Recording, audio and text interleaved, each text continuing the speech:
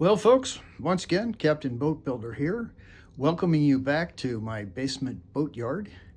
Today it's episode 13, lucky 13, and we're just going to call it paint. This episode is all about painting the hull, sanding, preparation, different painting techniques that I've tried. And I'll have to say that I was a little bit frustrated. I've been trying to achieve perfection on this boat, which of course is impossible. And the paint was slow, as you'll see on the video. It was difficult, and I'd say that the result is pretty darn good. It's not the perfection I was trying to achieve. It doesn't look like a fiberglass boat that just popped out of a mold. Maybe that's too much to hope for. But I hope you'll learn a few things by watching this. Maybe you'll see some things you'd like to try or things you would not like to try. And I wish you luck on your painting project. For me, it's been the most difficult. But anyhow, here it is, episode 13, paint. Well, I know I've said this before, but I'm going to say it again. I think this is the final preparation of the transom only for painting. I don't know whether you can see it with the phone here, but what I have is a surface that is extremely smooth. There are no runs, holidays as I call them, in the epoxy. And this is ready for the final sanding, which will be with relatively fine paper before I start painting. And I continue to experiment, and what I'm finding is that what's recommended by Russell is he's recommending that you use these particular rollers.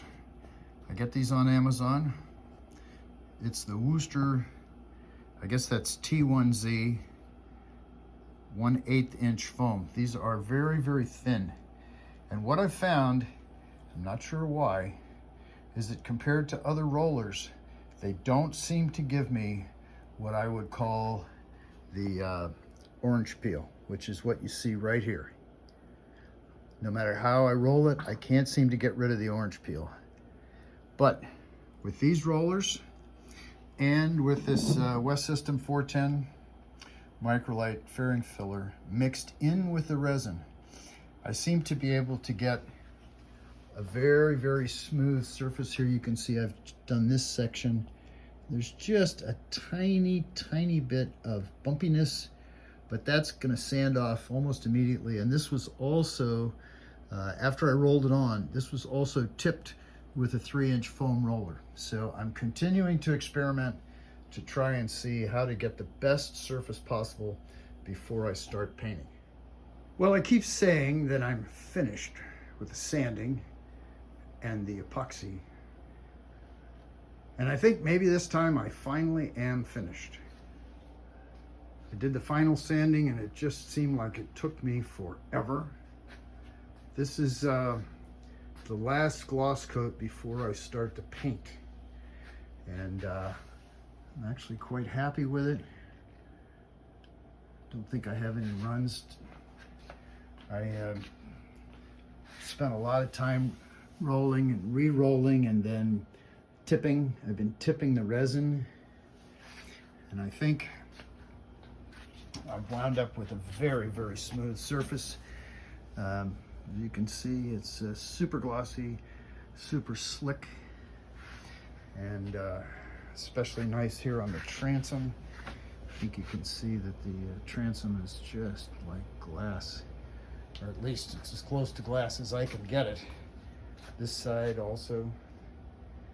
So what I'm gonna do is let this stuff cure for 2 or 3 days until it gets nice and hard.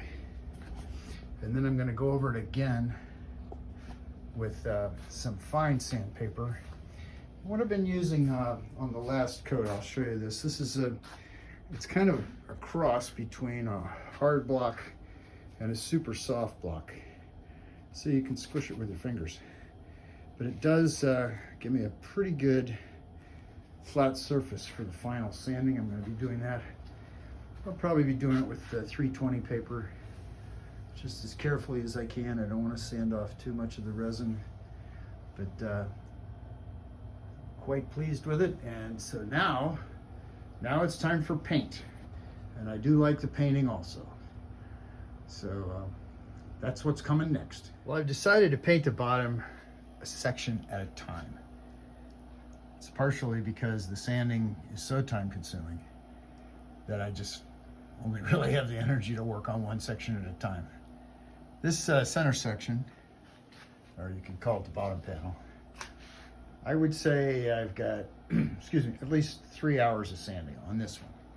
And what I've been doing in preparation for the final coat is I've been using this somewhat soft foam pad and 220 paper. So this is 220 paper, and I've sanded it as carefully as I can so that every single bright spot is gone, and I've been doing this very methodically. I'm going to tape the edges. I've had luck with this in the past, and I'm just going to do this panel, then this panel, rock the boat on its side so that I have less trouble with runs. And so I'm going to be doing this today. The finish is about as smooth as I can get it. I'm expecting great results, and I'm using a new paint for myself from Interlux. It's called Top-Lak Plus. This is a 1-part polyurethane, and it's the follow-on to the paint that I used on my other boats, which is this Interlux Brightside. Supposedly, Top-Lak is a brighter finish, a more durable finish, and also it flows out better, so I'm expecting that I'll be able to do this with a roller and minimum tipping with a foam brush. And I've decided to use this 1-part polyurethane instead of the newer 2-part polyurethanes, which absolutely give you a tougher and more brilliant finish, but because they're so thin, there's absolutely no hiding ability of the 2-part polyurethanes. You have to put them on really thin. And so unless you have a perfect surface that you're working on, any flaws are going to show up. This Top-Lak is thicker, and it's more, it's easier to use and cover up your slight dings and scratches. So this is the first coat of the Top-Lak Plus. This was put on with a roller. And if you look, you can see, I wouldn't really call it orange peel, but you can see there's a bumpiness in the finish. Now this is still quite wet, and I don't know if it's going to lay down and be smooth as glass, but at least for right now, we've got some pretty good bumpiness. And I've got the best roller I could find, and I used the easiest technique I could use. Now down here we've got, this was put on with a roller, and this was tipped as carefully as I could with a 3-inch foam brush. And what you can see, and I don't know whether this is going to lay down or not, is you can see the little ridges, the little lines. And that's because of the slight imperfection in the broad edge of the foam brush. And I don't know if this is going to lay out either. It's got quite a while to dry, and we'll see. But so far, at a distance, it looks perfect. And up close, we've got, in my opinion, a little bit of bad surface with the roller and a little bit of bad surface with the tipping. Well, now it's the next day. You can see here a little more clearly. This is the part that was just done with the roller. You can see that it's not really all that smooth. I'm a little bit disappointed, and you can also see that, it's still a little bit thin. Now this section here is what was done with the roller, and it was tipped, and I thought that it was showing some ridges from the foam brush that I used for the tipping, but now I'm starting to think that what it really is it's actually mostly differences in coverage. It's not quite covered. So I'm going to be trying it again. This will be the second coat, and again, this stuff can be applied without sanding, which is really nice. So what I'm going to use today as an experiment is I'm going to use this roller. This is from Chesapeake Lightcraft. This is a very, very fine foam, as you can see. And I'll see if I can get a better finish with this. I'm going to use this and tipping. And also there'll be a section where I'm not tipping. So I'm still experimenting. So now I wanted to show you the results of the second coat. You may recall that the first coat was done with these Worcester T1Z rollers, and these are 1/8 of an inch foam. And this is what they look like close up. There's a close-up look at it. And this is what the roller from Chesapeake Lightcraft looks like. So you can see the difference in the density and the smoothness of the foam. So the second coat was put on with this roller, these gray ones that I cut in half. This is from Chesapeake Lightcraft. This is their standard roller. And this is just rolling. This is no tipping. So here, I think you can see that the finish still has some, if you want to call it orange peel, it still has some bumpiness, although it's a lot less than it was. This is the second coat. This is no sanding. And I also wanted to show you that up here in the bow, right in the bow, I just experimented right here. This is rolled and tipped. I just tipped this forward section. And it's still not perfectly glass smooth, but it's pretty good. So it's starting to look like tipping may be required. Also, I did an experiment on the side of the boat here. This was without any preparation or sanding or anything. This is with the roller and no tipping. So this is the surface I got with the roller and no tipping. This is one coat, and in this section, this is one coat with the roller, and this is tipped. So it looks like tipping is going to be something that I'm probably going to have to work on today. I'll be putting the third coat on the hull. I'll be using the Chesapeake Lightcraft gray roller, and I will be tipping it, and we'll see how it turns out. Also, I think maybe that this paint needs a little bit of thinning. So I'm going to use this Interlux 2333N thinner, somewhere between 5 and 10%. I'm going to mix it in with the top lac and get a thinner paint that may flow out better.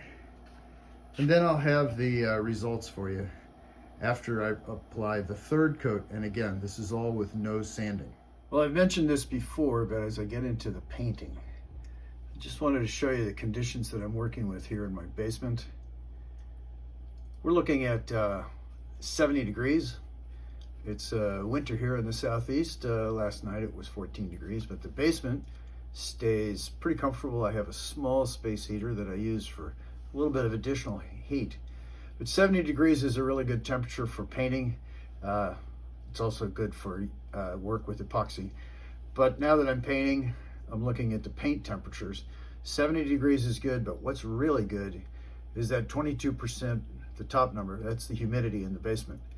I've got a dehumidifier that runs all the time. So it's warm and it's dry, and it's just perfect for the painting. So I feel fortunate that I have these conditions.